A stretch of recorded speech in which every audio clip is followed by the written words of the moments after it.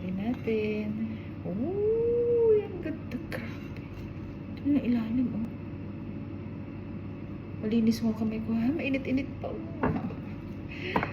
Yan. Diyos ko, dahil. Yan. Ganda, oh. Ay, ha. Tikman natin, ha. Doon muna tayo sa dulo. Lambot.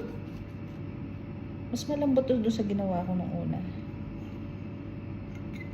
Kasi ito kompleto. Yan, oh. Tikman natin.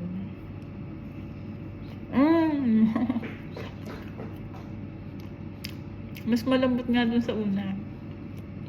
Kasi wala yung baking soda. Ngayon meron na.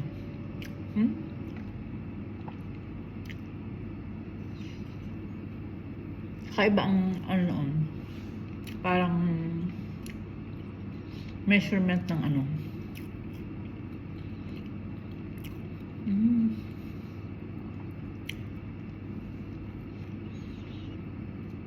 Harap.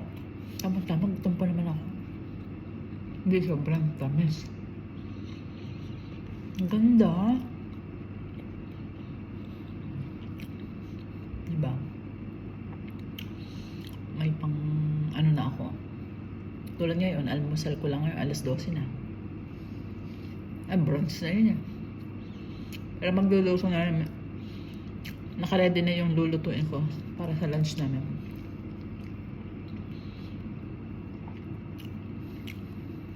Grabe.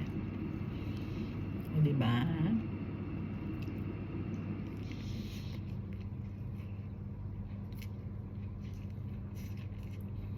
Ano pa?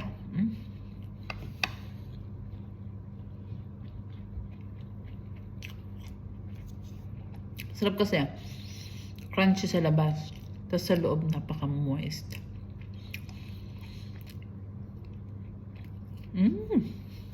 Okay.